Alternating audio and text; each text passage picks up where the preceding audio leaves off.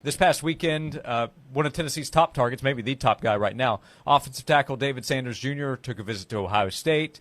Tennessee and Ohio State, I think, have been talked about the most. Where do things stand with David from what you can tell, and what's coming up next for him as he plans out the next several weeks in his recruitment? Yeah, I mean, I think it's down to, I won't say you eliminate Georgia and Alabama. I don't think that's fair, but it certainly feels like Tennessee, Ohio State, and Clemson have the most juice. And honestly, it feels like Ohio State and Tennessee have the most juice out of those three. I would expect Tennessee to try to get him back in here for the 865 live event on Memorial Day, and then, he'll be back in here for his official visit in June, and he's got a whirlwind June with OVs to all those schools we just mentioned, and, this is the rubber's going to meet the road for him fairly quickly, but I still feel like Tennessee's in a really solid spot there. I'm not saying Ohio State's not, because I think they're certainly right there as well, but, if you're Tennessee in a big boy battle like this one, you just want to be one of the perceived favorites, right? You want to have some momentum. Tennessee definitely does all that, and we'll see if they can parlay that into getting him back in here at the end of the month, and then of course the OV in June. But I think him making it back here at the end of May will be, I won't say it's not like a necessity, but it'd be a nice perk to kind of let you know where Tennessee's at with David Sanders if he's able to make it back to town. Traditionally, you want to be the last visit, but with how things are going on now, I mean, I don't know if it matters. I mean, you can have players cancel their last visit if you seal the deal when they're on your campus. Do you think that matters with David Sanders, who gets the last visit before he makes his announcement? Jason, I think you bring up a great point. I don't think it matters nearly as much as it used to. And you're right. I mean, you have some kids that, never make it to your campus because another school, solidifies their spot with the prospect before they can ever get here. And so, it's a bit of a gambling act. If you get them to that point, if they take all their visits, then sure, like being the last thing they see, the impression that you leave is much more fresh than, let's say, somebody that you visited officially 3 or 4 weeks prior. So, I think every one of them is different, but I don't think it's as big of a thing as it used to be. You remember back when you came through, when Florida State used to load up that last weekend in January, first weekend in February, depending on when signing day was, and they would close them all out that final weekend. And you just don't see that as much anymore. Clemson tries to do that. They try to get all these people to officially visit like that first week of June and then just end it. And some kids will do that, right? They did it a year ago.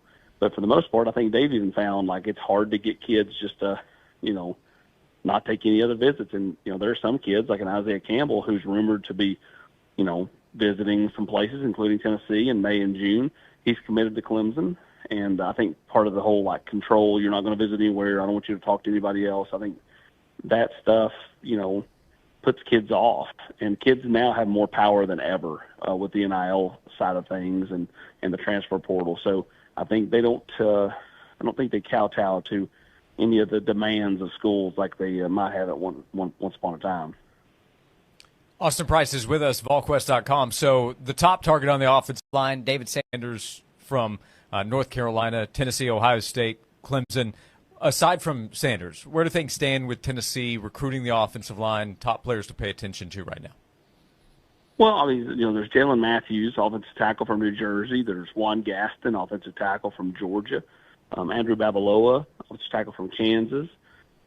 All those, are Tennessee's, pretty deep in with. And as far as the offensive guards, I mean, you have Jacoby Ward, big offensive lineman out of the state of Georgia. You have, the young man that was in here this past weekend, who's from Oklahoma, Anthony Ogamoro, and he's going to announce his commitment on the 21st of May. I feel like Tennessee's got a lot of momentum there coming out of the weekend, and he's got 2 more visits to take, Kansas State, Missouri. His top 3 to me are Tennessee, North Carolina, and Oklahoma. But it feels like Tennessee, again, has some momentum coming out of the weekend there with Ogamoro and his family. And then if you've got some other kids that Tennessee continues to evaluate. And then I think a guy like Douglas Utu at guard, who people thought was a tackle early on, I think is more of a guard now. He's still in play for Tennessee as well out in Las Vegas. Do you think the offensive line is the top priority as far as positions for 2025 class? Yeah, I mean, I think there's other. I mean, I think interior defensive lineman's a position of need. I think obviously offensive line's important. I think filling out this wide receiver crop with a tall, like 6'4", 6'5" type guy like Travis Smith is important. So I mean, I think they're all important in some form or fashion. But yeah, I mean, I think offensive line, interior defensive line, I think is important for this class. And then again, best available across the board.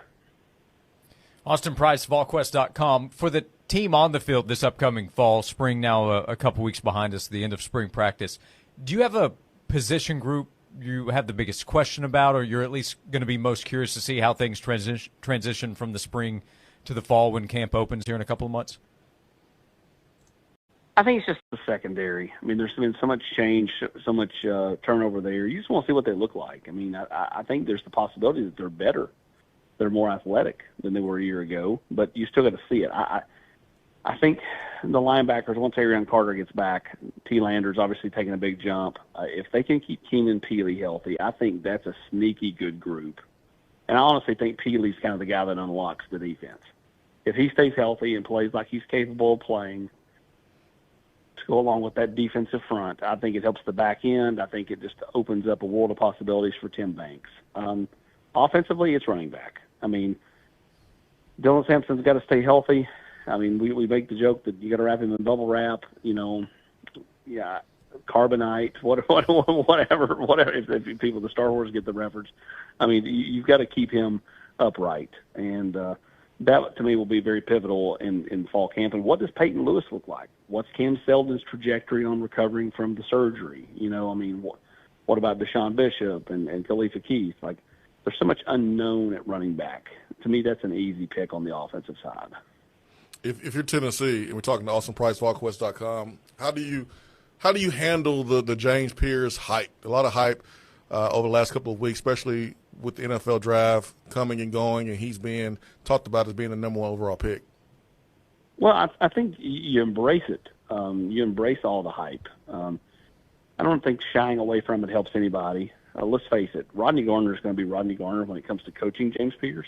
So James Pierce is never going to feel good about himself because Rodney Garner is going to make sure he keeps a thumb, on all those guys that are edge guys or interior defensive linemen. So I think that helps. But I think you just embrace it and roll with it. I think it's a good thing. I think you want the eyeballs. And I think James will shine brightest when the spotlight's on him. I don't think he's one that's going to disappear. I think he's more one that's going to glow even brighter when you put the spotlight on him. You mentioned the running back position. Have you heard anything recently about Camerson Seldon, just how he's progressing in trying to return? Do they have a timeline where they would like to have him available this upcoming season? I mean, in a perfect world, they'd love to have him when they go to Oklahoma the third week of September. Maybe they do, maybe they don't. Maybe he's ahead of that, Matt. Maybe he's back, doing stuff right when the season starts, and maybe he's not available the first week or so, but, is doing stuff in practice as he, nears a return. So, again, I think, we're probably still too early to tell whether he's ahead of the schedule, behind schedule, all that, but it certainly feels like, like sometime in September is when you can expect him back, which means Peyton Lewis is going to have to be, as advertised, coming off his off-season surgery, and they're going to have Deshaun Bishop play well, and again, keep Dylan Sampson upright.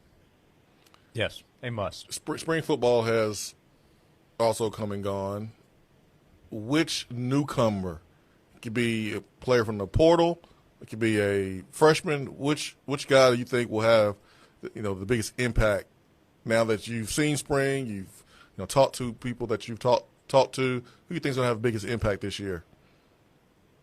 But it's got to be, for me, it's two guys. It's one on offense, one on defense. It's Jermod McCoy on defense, and it is Lance Hurd on offense. Now, the sneaky pick here, and it doesn't matter who you talk to, coaches, players, anybody that was over there in the spring, was blown away by Miles Kitselman. I think there was a notion that he was just going to be a body. I'm sure guilty of that. And I think that, for Miles Kitselman, he really balled out in spring. But if you're just saying, like, who am I leaning on, I would lean Lance Hurd and Jermon McCoy. But, again, the sneaky pick that no one talks about is Miles Kitselman. It's a good note. Austin Price, Volquest.com. What is going on there at the site for people to check out with the different things happening with Tennessee sports right now?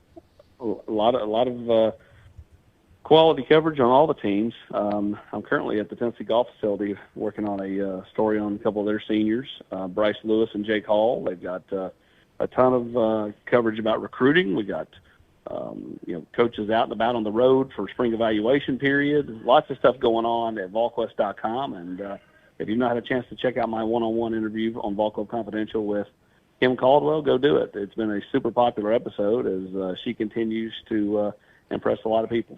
Do you have a favorite takeaway from the conversation? Just that, like, in some ways, like, she's flying by the seat of her pants, and she owns that because, again, she never thought she'd be here. But from a basketball perspective, I think she's right at home.